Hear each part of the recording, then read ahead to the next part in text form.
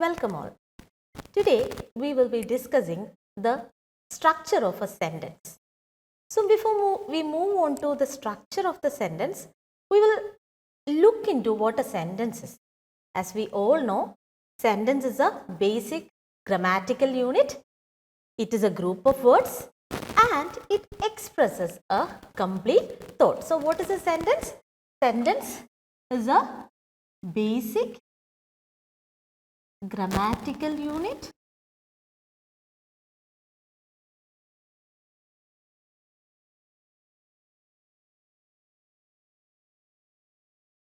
So this is what a sentence is all about. So in every language there will be a combination of words to form sentences. So in English the sentence is divided into two parts. The two parts of a sentence are subject and predicate. We will try to understand what a subject is and what a predicate is. So these are the two parts of a sentence. They are subject and predicate, and we will look into what a subject is, or we will try to understand what a subject is.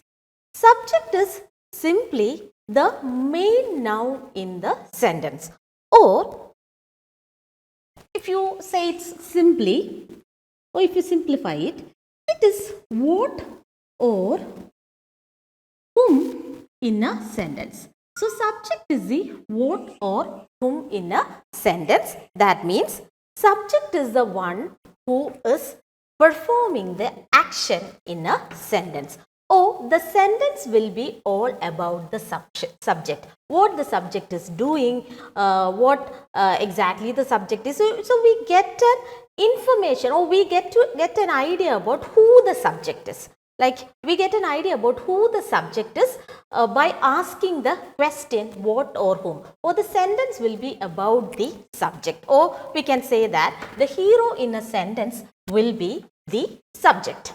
It will be always a noun or a noun equivalent.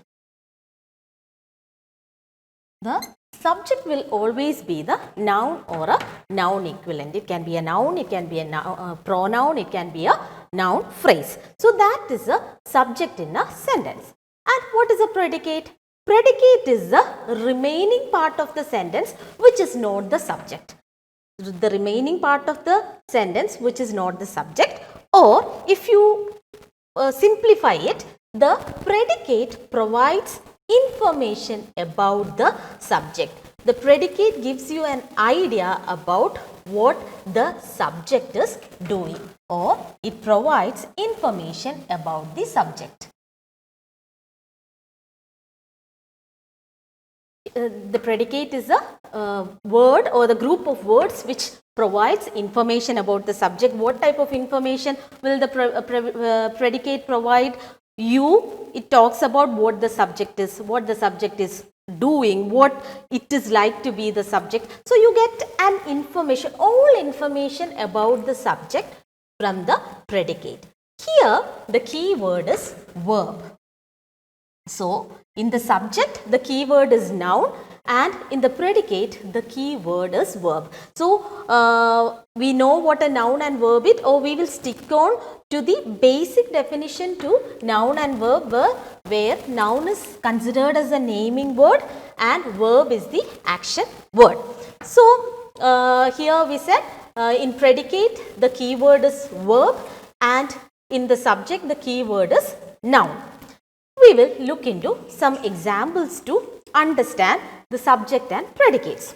So I will write a very simple example with minimum number of words, but it will be a sentence. How can you categorize a sentence into a sentence? What are the qualities of being a sentence?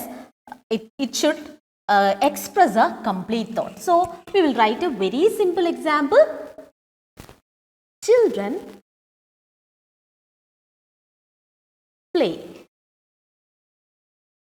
So as per the definition, we will try to analyze, or we will try to divide it into two parts, which is the subject and predicate. Here when you ask the question what or whom, about whom or about what the sentence is all about, we get an answer. It should be a noun. We already know it should be a noun, and this particular sentence is talking about whom, which is a noun in that sentence. It is about the children. So, the children becomes the subject in this sentence. Children is the subject, and the remaining part, that is the play, is the predicate. So, in the simple sentence, the subject is children and the predicate is play. So, we can make any simple sentence into a complex sentence by adding modifiers. What do you mean by modifiers? Modifiers are some of the modifiers are adjectives.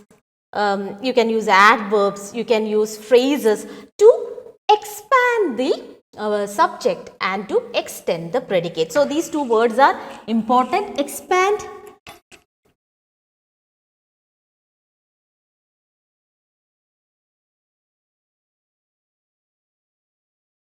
these two words are important. Expand and extend. You can only expand the subject and you can extend the predicate by adding modifiers. So, this very first example, children play, we will try to expand and extend the sentence. So, I am adding or I am giving more information about the subject and predicate in the sentence, the very first sentence. So, I am using a possessive noun, I am using a noun, Chitra.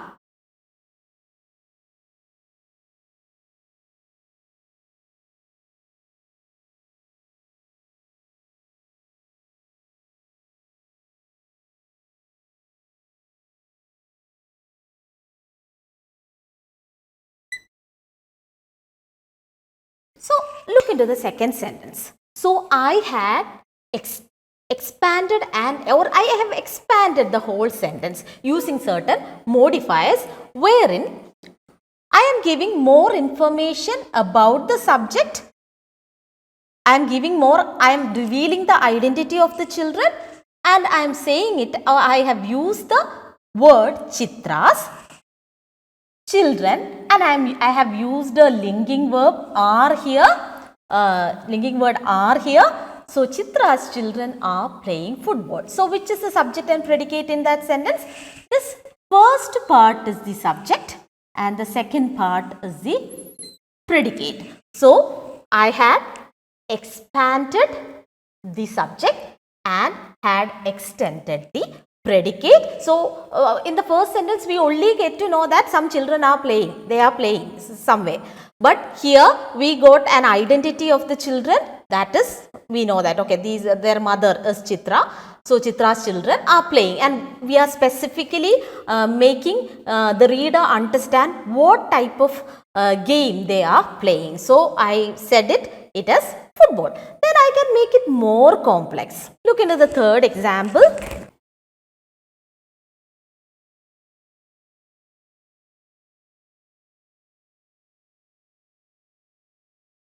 I have enlarged the sentence again. Here I have added a phrase before the subject, that is determined to make most of their vacation.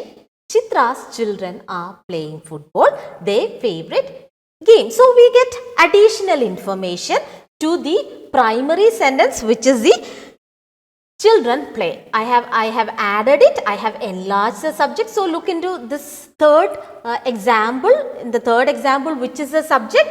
Determined to make most of their vacation, Chitra's children. So, till here it is the subject. It is a subject and the remaining part is the predicate in this particular sentence. So, by enlarging the subject and extending the predicate, you can make any simple sentence into its complex form. So, when we always talk about a sentence, the first two words which comes into our mind is this subject and predicate or subject and verb. These are the two words which comes into our mind. And there is also another word which always goes along with the component subject, and we all are familiar, you might have heard that word, that is object. So we will try to understand what is this object. So this object is a component inside the predicate. It is a part of the predicate. Object is a part of the predicate.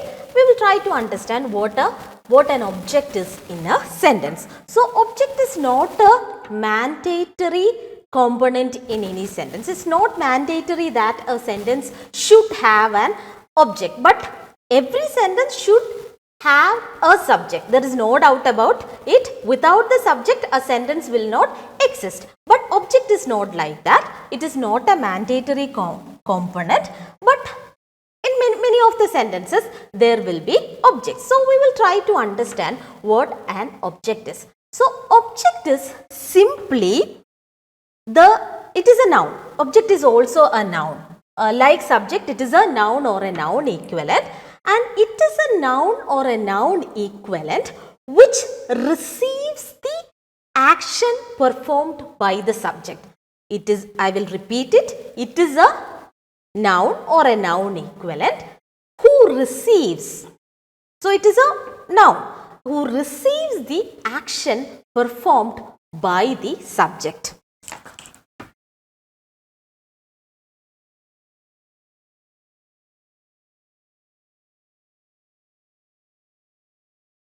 So object is also a noun which receives the action performed by the subject. So we will look into an example to understand what an object is. So I will write a simple example with minimum words.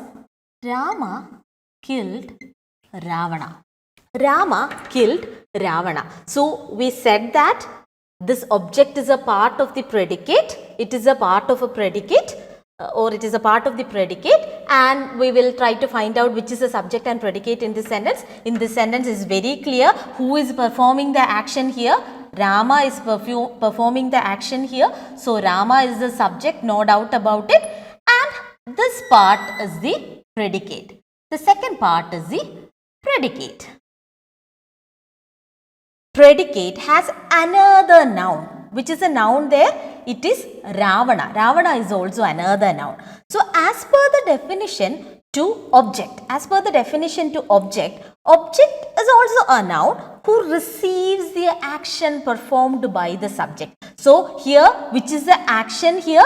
Killing, or kill is the action here, and the subject is performing this action called killed, and who is receiving that particular action? That is Ravana. Ravana is the one. So he is not performing anything. Who is doing performance? Who is performing here? Rama. So that is why Rama becomes the subject, because he is the hero in that sentence. He is the one who is doing the verb, who is working, who is performing some type of action, and who is receiving this action?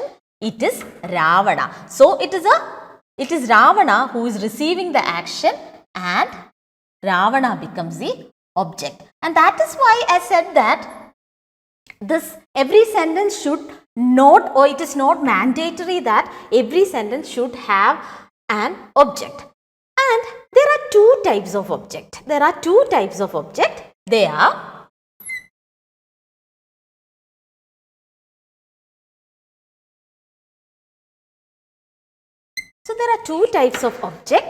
They are direct object and indirect object. Direct object is simply the definition which we have given to the object, who directly receives the action performed by the subject, or who directly receives the verb. Direct verb is the one who directly receives the verb. The same thing. The same old example can be used where Rama killed Ravana. This Ravana is directly receiving the verb, that is kill. He is receiving the verb. So that is what you mean by a direct object. But many sentences there will be an indirect object also. There will be an indirect object. So what do you mean by an indirect object? Indirect object is the one who receives the direct object. Indirect object is the one who receives the direct object. Indirect object is the one who receives the direct object. So we will write one or two examples to understand the concept direct object and indirect object. Look into this particular sentence. I made my friend some coffee. Okay. So which is the subject here? Who is the one who is performing action? Who is doing thing? Who is doing something in the sentence? It is I. So I is the subject, no doubt about it. These part is the predicate in that particular sentence, and which is the action word here, which is the main verb here. Made is the main verb here. Made is the main verb here in this sentence. In the sentence, made is the verb here. And as per the definition to direct object and indirect, so direct object and indirect objects, they are nouns, no doubt about it. So which are the two nouns which you can see in this remaining portion? It is my friend, or my friend is a noun. Some coffee is also another noun. So this is a main verb, and who is the one who is receiving this action performed by the subject? I am making what? In this particular sentence, are you making your friend? No, you are not making your friend. You are making coffee. So, some coffee becomes the direct object. Because you, in this sentence, you are not making any friends, but you are making coffee. So, the object which receives the action performed by the subject here is some coffee. And you are making this coffee for who? To whom you are making this coffee, or for whom you are making this coffee? You are making this coffee to your friend. So, who is receiving the direct? Who is the one who is receiving the direct object? One who is receiving the direct object is my friend. I am making the coffee for my friend. So, coffee becomes the primary object or the direct object. I am directly connected to coffee, or the verb is directly connected to coffee, and I am making it for my friend, and my friend becomes indirect object. My friend becomes indirect object. We will look into another example. Sorry for that. There is a lack of space here. That is why I have written this way. So the sentence is, I throw Raj the ball. That is the sentence. I threw Raj the ball. So which is the subject here? Who is the one who is performing the action? I. So I becomes the subject here, and the remaining portion, threw Raj the ball, is the predicate, no doubt about it. And which is the verb, action word there? It is threw is the action word. I am throwing ball. I am throwing ball on someone. So threw is the verb here, and who is the one who's directly receiving the action? I am not throwing Raj in this sentence. I am not throwing Raj in this sentence. I am throwing, or I threw. It's a past tense. I threw the ball on someone, right? I threw the ball on someone. That is Raj. So, which is the direct object here? I am throwing the ball, or I threw the ball. That is the direct object.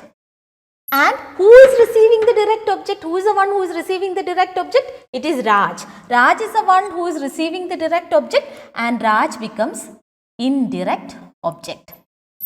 So that is what you understand by direct object and indirect object. So this is basically what is the structure of a sentence. So in this particular class, we looked into what is the structure of a sentence, and we said that a sentence has two components or two parts. It is subject and predicate, and we looked into what a subject is all about and what a predicate it is, or we know how to divide the sentence into two parts on the basis of its characteristics, whether it is a subject or a predicate. And then we talked about how you, or another component within the predicate known as the object, and we said that object can again be divided into two on the basis of its characteristic, and it is known as direct object and indirect object. A direct object is the one who directly receives the action performed by the subject, and the indirect object is the one who receives the direct object. And it's very clear that without a direct object there won't be an existence to the indirect object. And we also said that object is not a mandatory component in a sentence. So that is all about the structure of a sentence. Hope you enjoyed the video. Have a nice day. Thank you.